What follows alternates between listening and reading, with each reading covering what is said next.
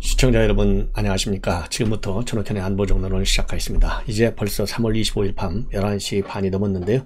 이번 첫 번째 뉴스는 우리 국내에 저도 처음 알게 된 건데요.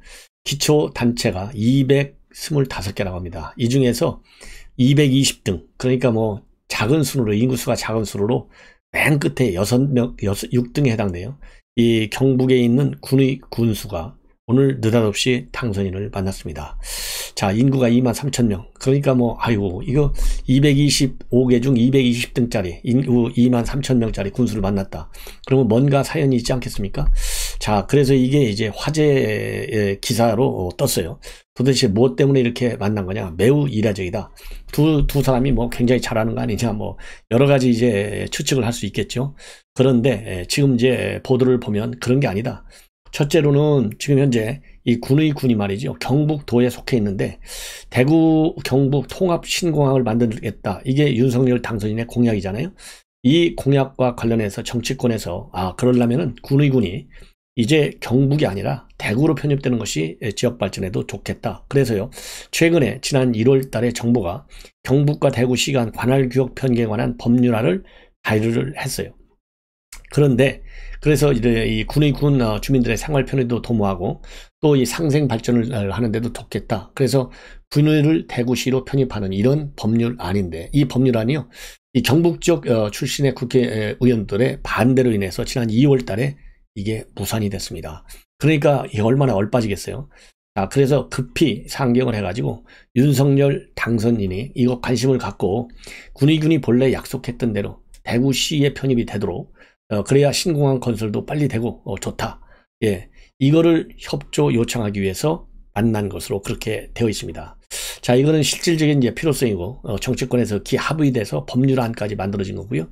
자, 그러다 보니까 이 군의 군은요 이번 선거와 관련해서 굉장히 큰 진기록을 세웠어요.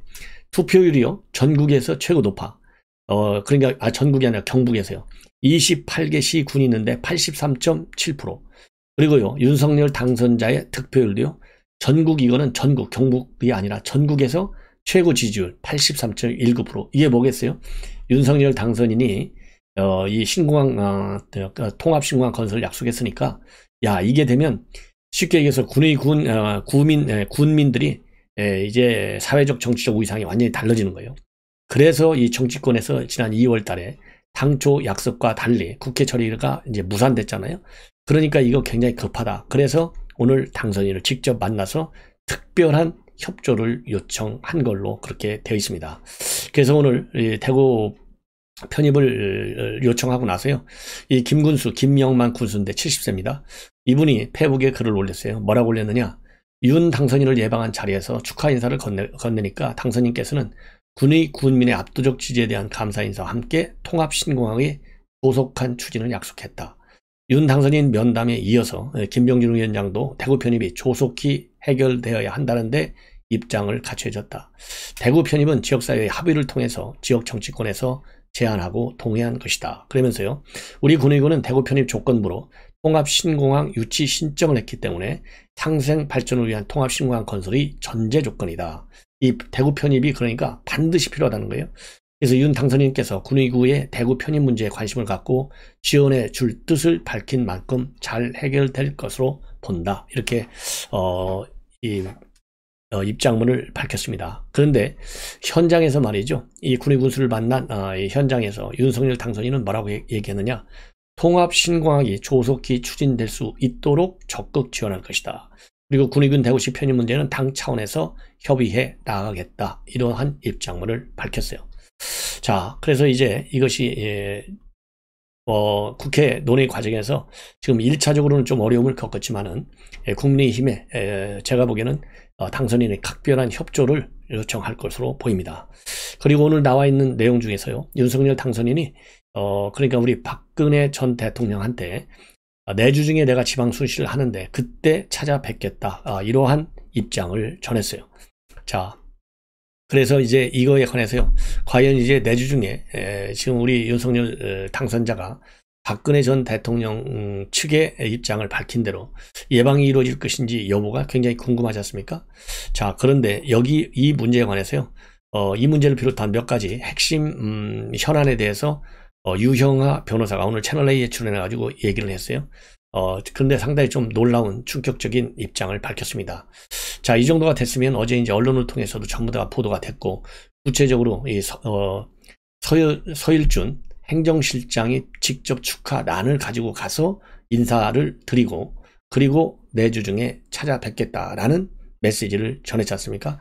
그런데 거기에 대해서요, 날짜를 지금 조율 중이냐, 이렇게 채널A 출연 시에 앵커가 물어보니까, 지금 현재 구체적인 날짜 조율을 하고 있지는 않다. 그러면서요, 좀 부정적입니다.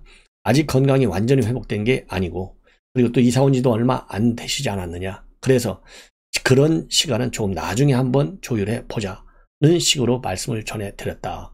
그래서요, 지금 내주 중 예방이 무산되는 거가 아니냐, 이런 1차적 반응이 나와요.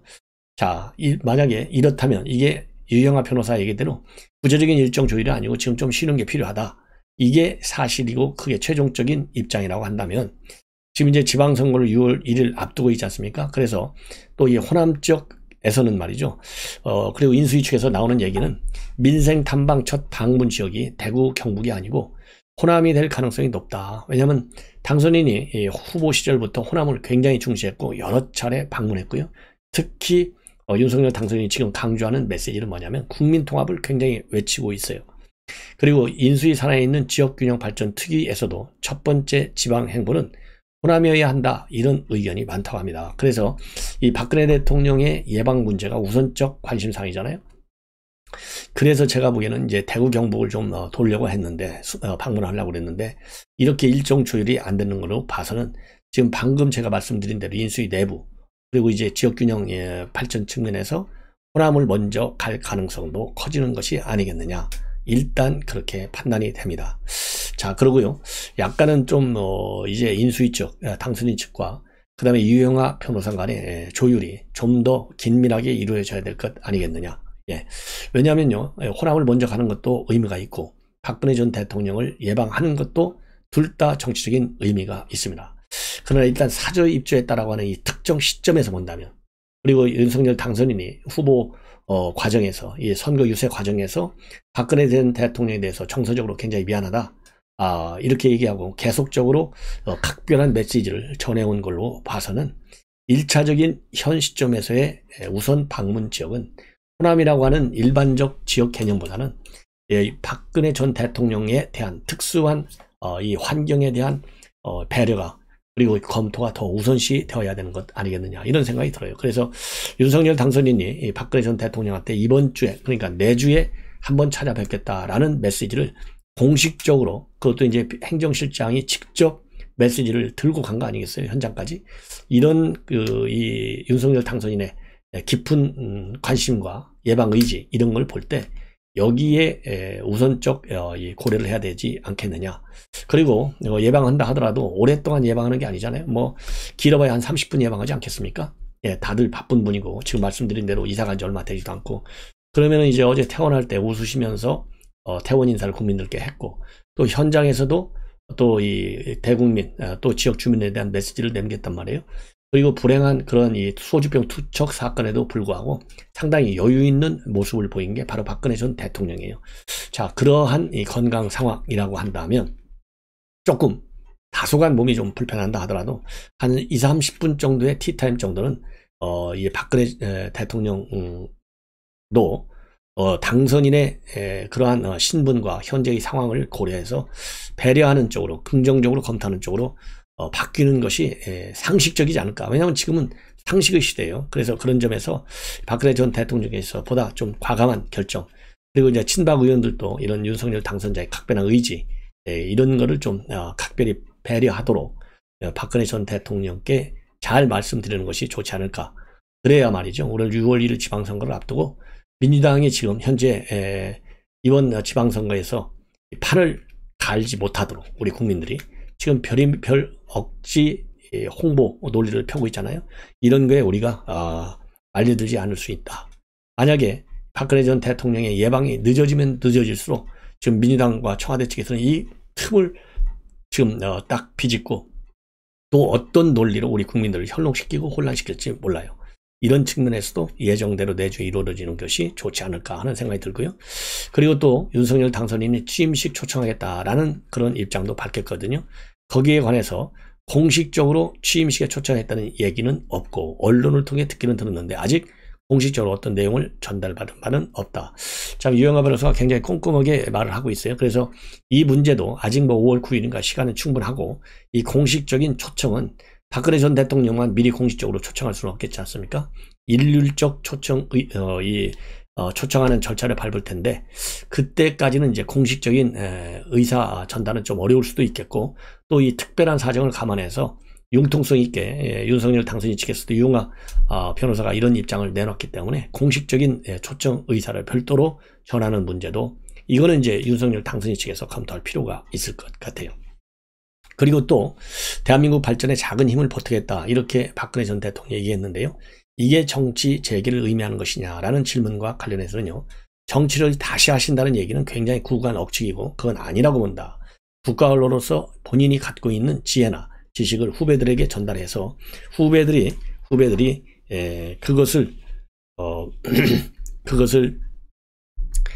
뭐라고 그럴까 이어받도록 하겠다는 취지가 아닌가 해석한다. 그래서 이거는 로 프로파일로 지금 해석을 하고 있는데요. 저는 그렇지 않다고 봅니다.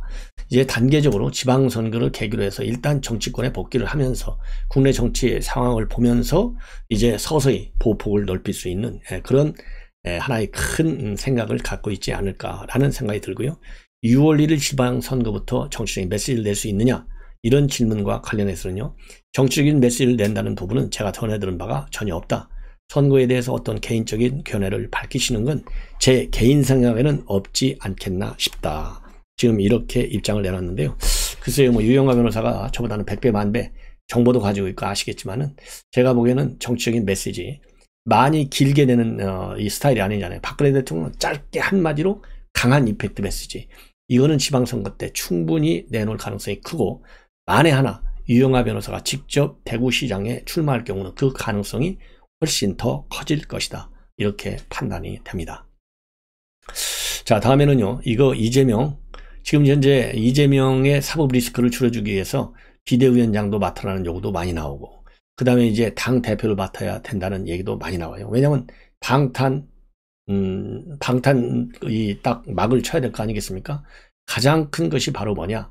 이재명을 대표로 시키는 거예요. 그래서 만에 사법 리스크가 커져갖고 신변에 특별한 이상이 올 수 있는 상황이 되면 이거 봐라. 윤석열 당선인이 후보 때부터 정치 보복 약속하지 않았느냐? 그래서 이제 보복 프레임으로 몰고 가는 거예요. 그래서 여론을 관리해 나가는 거예요. 자, 그런데 그러기가 굉장히 어려울 것 같아요. 지금 이제 주로 경찰에서 많이 수사를 하고 있고 양쪽으로 보면 그 다음에 이제 검찰 수사는요 중앙지검에서 수사를 하고 있는데 지금 이미 이재명 이외의 다른 분들 이재명은 이 몸통을 빼놓은 그분을 빼놓은 나머지들은 이미 재판이 17번째로 오늘까지 진행이 됐어요. 서울중앙지법 형사합의 22부에서 진행이 됐습니다. 그래서 유동규, 김만배, 남욱, 정영학, 정민용 이게 5명에 대한 오늘 서증 즉 증거가 되는 서면 조사를 진행했어요. 자, 이 진행과 관련해서 그러니까 변호인 측하고 검찰하고 좀 싸움이 있었고 그래서 재판부가 좀 양해해달라 서증 조사 먼저 하는 이유는 서증 조사를 먼저 하는 이유는 즉 서면을 가지고 조사하는 먼저 이유는 이게 지금 문건에 대한 이해를 재판부가 하기 어렵다. 그래서 서증 조사를 나중에 먼저 하고 그리고 나서 서증 조사가 다 끝난 다음에 변호인들이 반대 신문도 충분히 기회를 주겠다. 이렇게 해서 대충 오늘 재판이 끝났습니다. 근데 문제는 뭐냐? 지금요, 이 17명, 지금 17번째 재판을 열었는데요. 증인이 너무 많아. 증인이 한 40명 정도 돼요. 이렇게 어마어마한 증인들이 아직도 남아 있는데, 이 사람들이 이제 재판장에서 진술해야 되잖아요. 그런데 이번에 이 재판을 받는 5명, 이 사람들이 말이죠. 구속기간이 대부분이 곧 만료가 돼요. 유동규도 4월 19일이면 만료가 되고, 김만배, 남욱도요. 오는 5월 20일이면 구속기간이 만료가 됩니다. 자, 그래서 이 구속기간 만료에 따라서 재판 지연은 그야말로 뻔하다. 예. 왜냐하면 검찰이 다시 구속영장을 청구해야 되는데 과연 그렇게 되겠느냐. 그런 불구속 상태로 재판이 진행될 수밖에 없고 이럴 경우에는 굉장히 장기화될 것이고 자기네들끼리 말 맞추기 작전이 굉장히 노골화될 것이다. 그래서요. 이 재판 이거 30까지 가려면요. 5년 더 걸릴 것 같아요. 이거 참 큰일 난 것 같습니다. 왜냐하면 지금 핵심이 그분에 대한 이 수사가 제대로 이루어져야 되잖아요. 자, 그런데 그분에 대한 수사가 제대로 이루어질 수밖에 없는 지금 물적 증거들이 오늘 재판을 통해서 나타났어요. 왜냐하면 서면 증거 조사를 먼저 했으니까요. 자, 한 3가지 정도로 오늘 재판정에서 공개된 이재명이 반드시 검찰에서 소환 조사해야 할 불가피성, 이거를 보여주는 증거 문건들이 나왔어요. 그 중에 하나가 제일 큰 게 뭐냐? 여러분들, 그러니까 이재명이가 얼마나 민간업자들한테 특혜를 많이 줬는지, 그렇죠? 이게 특혜를 많이 줬다. 이게 돈 수천억짜리, 이게 수익 배분과 관련된 이재명의 결제 문건. 그리고 본래는요, 대장동하고 공원하고 이 결합 방식으로 개발을 하려다가 이 결합 방식 아니고 분리 방식으로 됐지 않습니까? 이 수용 방식 바뀌었어요. 그러면서 이익이 어마어마하게 커졌습니다. 이거에 대한 문제점. 그 다음에는 이 민간업자를 선발하는데 이 선발심사위원회 바로 누가 들어가 있느냐? 바로 김민영하고요, 김문기 2명이 들어갔어요. 이것도 본래 선정 과정에는 이렇게 하지 않기로 돼 있는데 이것도 바뀌었어. 이러한 심의위원들 선정 문제 한 3가지 정도에서 이재명이 당시 이제 시장이죠, 결제한 문서들이 오늘 공개가 됐어요. 자, 그래서 이제 사법 리스크를 피하기가 굉장히 어려울 것이다. 이러한 중요 결제 문서들이 그동안에 이제 의혹으로 제기됐고, 그 다음에 각종 언론에서 이런 결제 문서 사진까지 찍어서 다 보도가 됐거든요. 근데 오늘 재판정에서 이 검찰이 재판정에서 밝힌 내용을 보면 그동안에 제기된 이 의혹들, 언론에 보도된 내용들이 다 사실로 확인이 됐어요. 자, 그러면 조금 더 구체적으로 말씀을 드린다면 우선 수익 개발 문제인데요. 이 수익 개발, 그러니까 2011년도 7월에 이재명 시장이 결제한 문건인데요. 이 문건에 따르면은 일단 이 대장동 일대 3,100세대를 수용 방식으로 개발한다, 이렇게 되어 있어요. 그리고 성남 도계공이 SPC로 참여해서 출자 지분별로 수익을 배분한다. 이때는요, 성남시에는 3,200억 원의 수익이 예상된다, 이렇게 밝혔어요. 그런데 2011년도 문서에 느닷없이 2015년도 2월 공모 지침서는요, 이 공사가 추가 이익 배분을 요구할 수 없도록, 그러니까 민간 이익 부분에 대해서 이 캡을 씌우지 않는 걸로 바뀌어져 버렸어요. 그래서 실제 2020년도에 이루어진 실제 수익 배분 또한 50% 플러스 1주 지분을 가진 도계공이 아까는 3,200억이었는데 1,822억으로 줄어들어요. 그리고 3.5%밖에 갖지 않은 민간 사업자들의 이익이 4,040억으로 늘어나요. 그래서 출자 지분율에 따라서 수익이 안 이루어져. 이것도 특혜를 준 것이다, 이렇게 볼 수밖에 없지 않습니까? 그 다음에 또 2012년 11월 달에 이재명 시장이 결제한 문서가 있는데 그거는 대장동 1공단 결합개발 타당성 보고서예요. 그러니까 공단하고 아파트 건설하고 결합개발한다는 거예요. 자, 그런데 대장동 그래서 개발이 수용 방식으로 진행될 수밖에 없다는 내용, 여기가 이 보고서에 들어가 있는 거예요. 그런데 2014년도 1월 달 이 결합개발 추진 보고서에 따르면 대장동 개발 2011년도에 3,100세대를 건설하려고 했는데 아까 말씀을 드린 대로 나중에 이게 얼마나 늘어났냐면 5,821세대로 바뀌었어요. 그러면서 임대주택은 1,900여 세대로서 22%에서 본래가 19% 임대주택이 줄어들었어. 그러니까 사업 초기 이 1공단 분리 개발에서 결합 개발로 방침을 바꾸면서 사업성을 늘리기 위해서 이렇게 바꾼 거예요. 자, 그래서 대대적으로 이익이 많이 나게 민간업자들이 이익을 많지 볼 수 있도록. 자, 그 다음에는요, 민간사업자 선정 과정에서 정민용하고 김문기가 이 사람들이 심사위원으로 들어가가지고 특정 업체에 점수를 많이 주는 걸로 딱 짜놓고 들어가는 거예요. 이것도 그러니까 이제 불공정한 배점을 하게 자기네들끼리 이제 사전에 이제 공모를 한 것이죠. 이런 상황이었기 때문에 김문기가 작년 말에 이제 극단적 선택을 했고 정민용 씨, 유동규 씨가 다 배임 혐의로 기소됐습니다. 이런 문서, 즉 심사위원회 정민용과 김문기가 본래는요, 사업 참여사의 직접 추천으로 심사위원을 선정한다, 이렇게 되어 있는데요. 정민용과 김문기 씨는 그냥 내부위원을 갖다가 임의로 집어넣은 거예요. 그러니까 이 특정 업체가 어마어마한 천문학적 이익을 받을 수 있도록 유리한 점수를 준 것이죠. 이런 것이 불법 특혜, 이고 그리고 개입이다. 이렇게 돼서 오늘 이제 재판 흐름에서요, 검찰이 제시한 이런 증거들을 보면 이재명이는 이제 피할 수 없는, 야말로 피할 수 없는 그런 이제 막다른 골목에 이르렀다. 그래서 그 서울중앙지검에서요, 지금 그분에 대한 조사는 전혀 이루어지지 않았지 않습니까? 그리고 이재명은 물론이지만 그 측근 정진상, 이런 사람에 대한 조사 자체도 제대로 이루어지지 않았어요.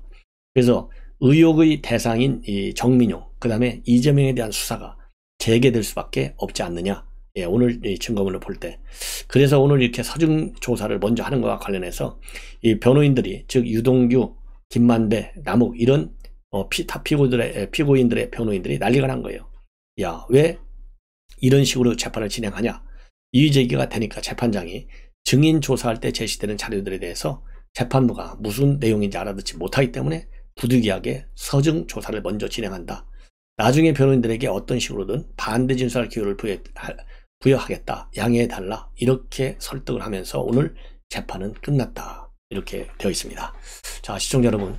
그래서요, 이재명이 제가 보기에는요, 검찰 소환 이제 빨라질 수밖에 없고 피할 수 없는 막다른 골목에 다다랐다. 그래서요, 이재명과 관련된 이러한 보도 내용 제가 계속해서 많이 보도를, 그리고 정확하게 보도를 해드리고, 이제 검찰 이종수가 누구예요? 박범계 고등학교 후배잖아요.